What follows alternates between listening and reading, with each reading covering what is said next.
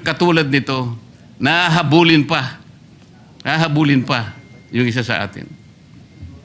Ang pangyayari po kahapon, uulitin po natin, Mr. President, kailanman po ay hindi nangyari sa kasaysayan ng institusyong ito. Tinanong ko pa nga po kahapon sa ating director ng NBI dahil pinipilit niya. Kaya po nung papunta na, kung makakapasok po si Senator Bato sa session hall, ay wag nyo na siyang tutugisin. Para bang ang parte lamang ng Senado, Mr. President, ay itong session hall. So nung tinanong ko, bakit po yung parking area namin na kung saan nagsimula ang habulan at saka yung mga hagdanan ay hindi ba parte ng institusyong ito? Sir, sabi niya, hindi naman po kami magiging ganito kung hindi po kami nakipag-coordinate. Hindi po ako naniniwalang nakipag-coordinate sila ng totohanan, Mr. President. Mas naniniwala po ako sa ating former President na hindi niya papayagan kung alam lamang niya ang kanilang balak na pagdakip at pamamaraan ng pag-iinsulto sa bulwagang ito, Mr. President. Dami na po kasing nagsalita. Sana po kung sino naman yung nauna na nagsabi, pakiunan niyo naman po. Sa akin lang po, nagpo-point of order po tayo, pero tayo rin naman po nagbabiolate ng ating patakaran. Nangyari po kasi yung nangyari kahapon, Mr. President, sa unang kasaysayan, sa kasaysayan ng institusyong ito. Nakita ko po, Mr. President, kung paano ginawa ng mga NBI yung ating pasukan. Gumawa po sila ng checkpoint. Sa akin pong palagay, magmula po nung panahon ng Philippine Assembly, hanggang ngayon, wala pa pong nangyaring gano'n. Dahil po sa respeto sa tatlong dakilang nagkakahating bahagi ng ating pamahalaan, ang executive, legislative, at saka yung judiciary. Ngayon lamang po nagkaroon ng ganitong insidente kung paano niyurakan ang dangal ng institusyon na tayo pa po ang naririto. Mr. President, gusto ko po sanang magtanong ng ilang mga bagay sa ating kasama, sa kanyang mga tinuran na pangyayari, kaugnay po ng tangkang paghuli kay Senator Bato. Ginoong Pangulo, mas maganda pong makatanggap tayo ng mga katanungan sa ating kasamang kahapon pa nag-aantay. Yes. Salamat po, Mr. President. Please proceed unless you want to postpone that till tomorrow. Mr. President, Your Honor, kanina po ay marami rin pong gustong magtanong sa akin ng mga miyembro ng press. Bagamat tinangka ko po na wag munang umarap sa kanila dahil minsan po, imbes na makapag-clarify ka, lalo pong dumadami po ang mga issues. Kaya ako na pong nagpilit na parang iniiwasan ko na po. Kaya lang, hindi mo po maiwasan sa dami po nila, talagang hahabulin ka po eh. Ang una po nilang tanong sa akin, Sir, ipa-aresto niyo po ba si Senator Bato? So sagot ko po, Mr. President, tanong din. Ikaw, kayo, gusto niyo ipa-aresto? Ang sagot sa akin, hindi po, kayong tinatanong namin kasi kayo po ang nandito. Eh. Hindi, tinatanong ka rin kita, kasi Pilipino ka. Gusto mo bang makita ang isang senador na ibinoto ng sambayanang Pilipino? Aaresto sa loob mismo ng Senado? Hindi po. Okay, kung ikaw hindi, di lalo na ako. Kayo po ba'y na-interview rin ng gano'n? Opo. Sir President? Nakakagulat po sapagkat ako po din mismo, mahal na kasama at idolo namin, Senator Marcoleta. Nagtataka din po ako sapagkat marami po sa mga tanong sa ating ibinabato.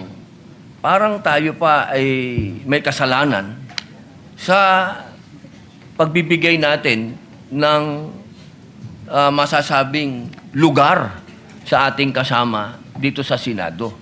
Samantalang meron naman po tayong adopted resolution number 44. Ako po yung nagtataka talaga, bakit ang mga tanong ay para bang tayo ay harboring kagad ng kriminal? Ginoong Pangulo, Your Honor, yung nangyari po kahapon, mas naniniwala po ako sa dating Pangulo natin, Senator Soto, sa kanyang sinabi. Nung tinanong ko po siya kahapon, habang nagmimerienda po tayo, nung tayo nakasuspindi pa, sabi ko, Mr. SP, nung pinuntahan ka ba ng NBI, pinakita sa'yo yung warrant of arrest? Nakita mo ba? Hindi, sabi niya. Ako po naniniwala na talagang hindi nila ipinakita yung warrant of arrest sa ating dating Pangulo ng Senado. Ang ating pong miyembro ng press, Mr. President, mahilig lang silang tanong ng tanong eh. Pero yung basic yun ang ayaw nilang tanongin eh. Halimbawa si Trillanes, winawagayway niya, ito ay kayong warrant of... Ayaw man lang, bakit hindi nila suriin? Pwede po bang makakuha ng kopya niyan? Kasi po kahapon, Sir President, Your Honor, nung makausap natin ng NBI Director, pwede mo ba kaming bigyan ng kopya ng warrant of arrest? Pwede mo rin ba kaming bigyan ng communication between the ICC and the Interpol? Sapagkat ang Interpol, ang karaniwang ginagamit po nila para i-execute yung warrant ng kanilang in-issue. Yan namang Interpol, gagamitin po niya yung counterpart dito sa ating bansa, ito po yung PCTC. So sabi ko, bigyan mo rin kami ng communication mula sa Interpol papunta sa PCTC. At mula sa PCTC, meron silang sulat din sa inyo at kayo nga ang dineputize para i-serve yung warrant of arrest kay Senator Bato. Maliwanag po yung sagot niya, Mr. President, Your Honor. Opo. Gusto ko po sanang itanong, Mr. President, kung nag-comply na yung NBI Director na yung ating hinihingi ng mga communications para mapagtibay natin kung talagang meron ngang in-issue, kung totoo nga po na merong warrant of arrest at hindi lang ginawa sa Claro M. Recto, para po lahat ay guided. Yes. Naibigay na po ba? So number one, Senator Marcoleta, I apologize to you. You were present and in fact, you made very good points to the NBI Director. Number two, tama po kayo. He promised to officially communicate the warrant and I told him he is welcome to serve the warrant. The issue is the actual arrest. So I asked my staff as to my office, wala. To our secretariat, may na-receive ba tayo from the NBI? Wala pa. So, Yeah, wala pa. Mr. President, Your Honor, doon lamang po sa simpleng requirement natin, dahil nung gabing yun, ang sabi niya, hindi lang niya dala, nasa sasakyan niya. So, hindi na natin siya pinilit, dahil yung sasakyan niya nasa labas. Pero, Mr. President, Your Honor, alas 5 na po eh. Yung po bang mga requirements na yun, simpleng-simple po para matukoy lang natin kung talagang merong warrant of arrest. Bakit hindi po hanggang ngayon ay naibibigay ng NBI na sila pala, allegedly, ang dineputize ng kung sino-sino na iserve ang warrant of arrest sa ating kasama? Bakit po? O baka nga po wala eh. Ito yung pinaka-problema. Ang dami pong kumakalat na issue sa labas, tinatago raw natin, meron pa pong nagsabi, kung sino-sino, na yung pagkup-kup daw po natin, yung ginamit natin, yung in-adapt nating resolution number 44, sabi ni Trillanes, obstruction of justice. Yan po yung mga pinagsasasabi nila. Your Honor, alam niyo po ba yung statement ng Permanent Mission of the Republic of the Philippines sa United Nations noong 79th session of the UN General Assembly? napakaganda po niyan. Mas maganda po, basahin niyo po sa amin. Kasi hindi mo pa alam, di ba? Opo. Salamat po, Mr. President. Ito po kasi may kaugnayan sa pinag-uusapan natin eh. Ito pong 79th session of the UN General Assembly ay may kinalaman po sa pagde-define ng scope and application of the principle of universal jurisdiction. Ito po yung naganap, Mr. President, on October 16, 2024. Kasi po, bilang tayo po ay permanent member ng United Nations, tinanong po nila yung ating posisyon. Paano ang pagkakaintindi mo sa principle kanya and application of universal jurisdiction?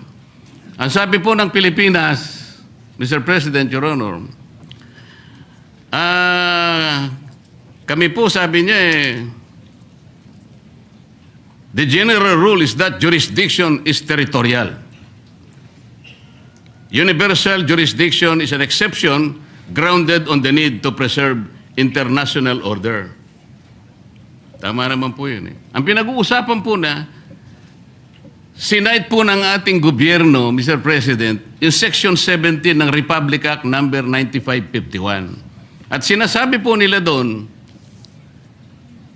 sabi po ng ating permanent mission, Section 17 of RA number 9851 specifically provides for the Philippine jurisdiction over persons, whether military or civilian, suspected or accused of a crime defined and penalized under Republic Act 1951, regardless where the crime is committed. Sa mga tweet, tayo na po ang nagsabi sa United Nations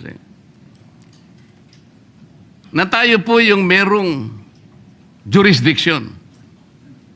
At sinama pa nga po yung Section 18 na kung saan ang Regional Trial Court po ang merong jurisdiction. Primary and exclusive jurisdiction. Kanina po, Mr. President, Your Honor, binanggit po ninyo, yung warrant of arrest kasi kanya galing sa korteng hindi sa domestic nanggaling. Nanggaling naman talaga raw sa ICC. Ipagpalagay na po natin, Mr. President, na totoo nga at hindi peke yung warrant of arrest. Kunwari valid. Ang sinasabi po ng ating batas, Mr. President, isasagawa mo lang ito sang-ayon or in accordance with the extradition laws and treaties obtaining in this country. Mr. President, wala po tayong extradition treaty sa ICC. For the simple reason that ICC is not a country. Wala rin po tayong treaty sapagkat nag-withdraw na po tayo sa ICC. O paano niya po i-apply yung kanilang warrant of arrest? Ang jurisdiction po ay atin na. Mr. President, Your Honor, on May 10, 2026, ang ating kasama, Senator Bato, was served a subpoena by the CIDG for the alleged crime of EJK. Ano pong ibig sabihin nun, Mr. President? Yung pag-serve po nag-subpoena, na-operationalize na po, active na po yung kaso, kahit nasa investigative and prosecutorial stage pa lang, ibig sabihin, our National Prosecution Service is already actively on the case. Paano po papasok ang ICC? The core function of the ICC, Mr. President, is under the principle of complementarity.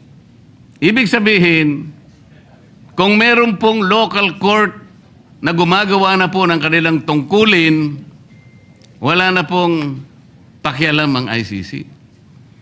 Nang nangyari po, aktibo na pong pinupurso ang kaso, allegedly, EJK sa ating kasamahan, papasok pa uli ang ICC. Sarili po ba nilang prinsipyo ay kanilang babaliwalain? Papayag ka pa doon, Mr. President, Your Honor? Ay, hindi po tayo dapat pumayag. At katunayan nga po, katulad po ng sinasabi ng ating ibang kasama, na ito daw ating pinag-uusapan, ay wala daw itong kwenta. Napaka-imposible po nun. Sapagkat itong ating pinag-uusapan, katulad po ng sinasabi ninyo, ay soberenya ito ng Pilipinas. Kung sa paniwala po nila, ay hindi. Pero sa paniwala po natin, sayang yung bandila na yan. Kung tayo po ay magpapasakop sa isang korte lamang na hindi naman isang bansa at uutusan tayo na isuko ang isang senador sa kanila. Salamat po sa inyong sagot, Mr. President, Your Honor.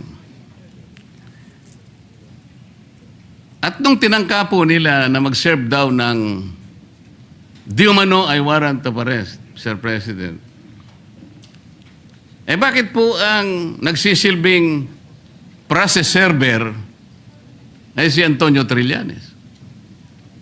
Sheriff po siya ngayon yata ng ICC. Meron po ba kayong impormasyon na si po ay naglilingkod na sa ICC o sa Interpol, Mr. President, Your Honor? Ay siguro po, action speaks louder. May dala po siyang warrant to sheriff.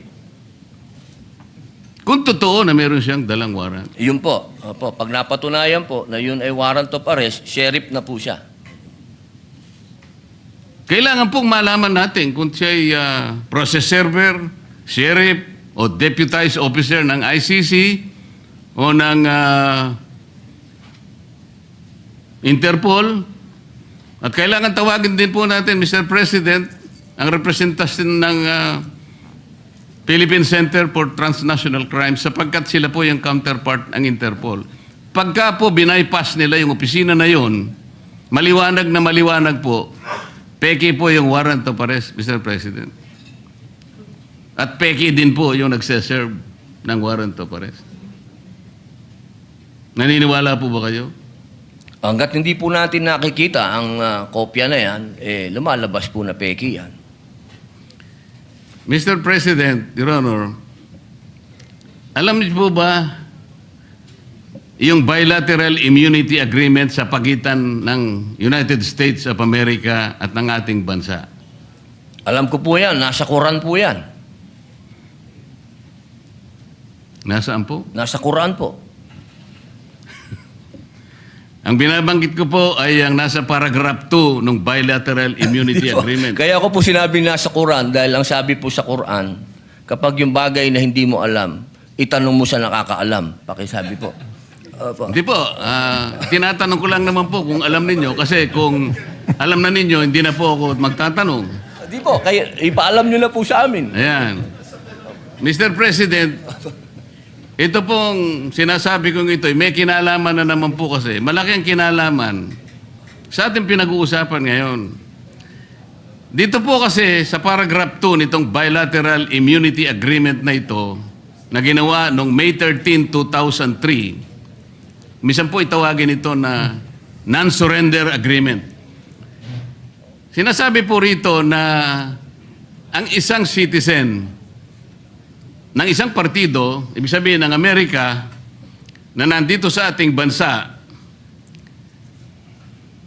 ay hindi mo pwedeng isurrender o i-transfer by means o sa isang international tribunal for any purpose unless such tribunal has been established by the United Nations Security Council. Ano po ang ibig sabihin nun, Mr. President, Your Honor? Yung ICC po kasi, hindi po established international tribunal ng UN Security Council.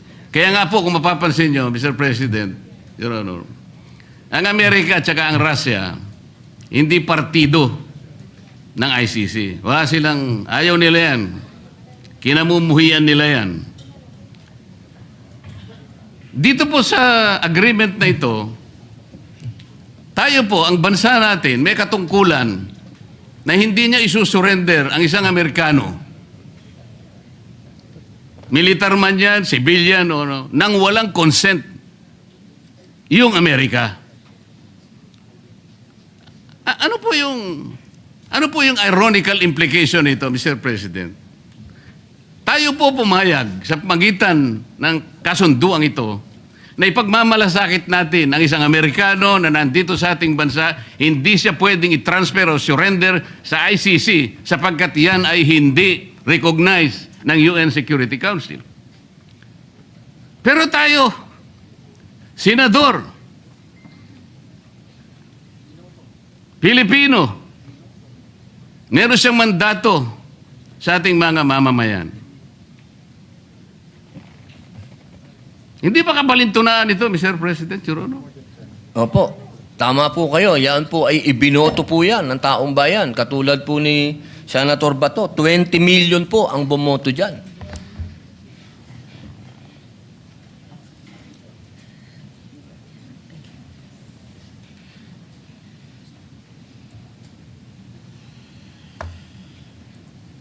Kaya ko lang po tinatanong, Sir President,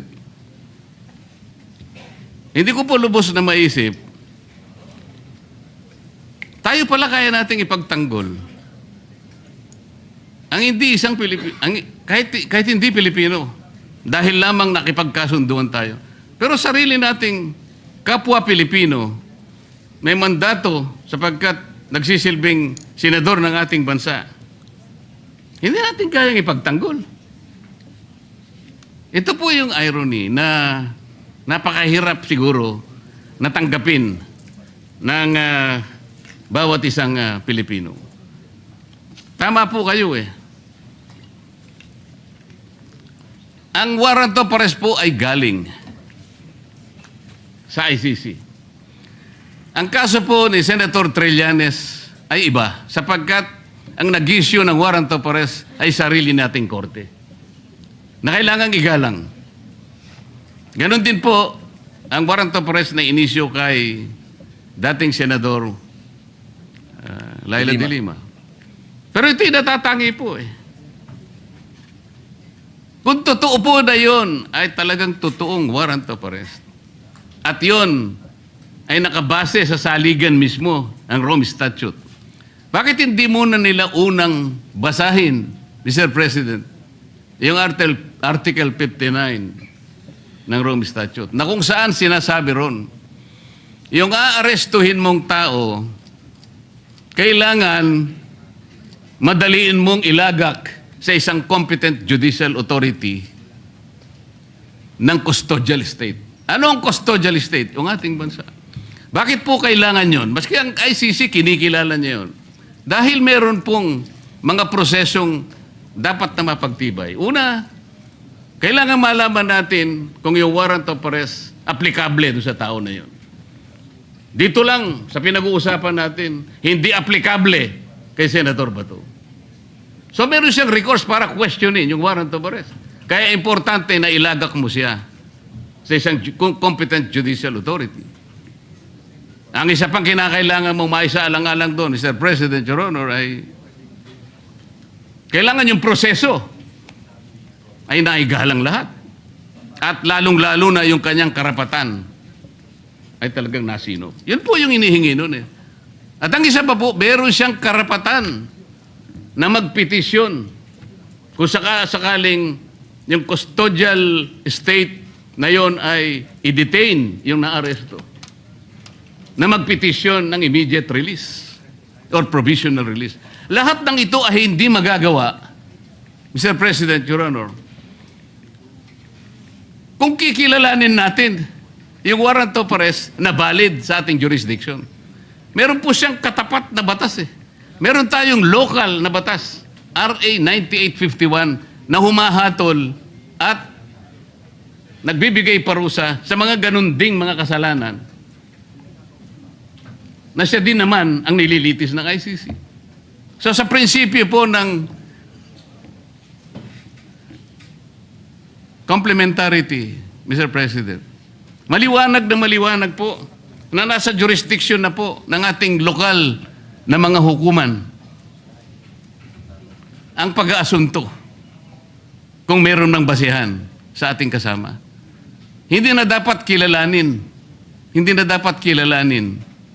yung ICC sapagkat ang batayan lang nila ay yung tinatawag na principle of complementarity. Malinaw po na nangunguna po, may primary po jurisdiction ang ating lokal na korte. Exclusive and primary jurisdiction, yun po importante.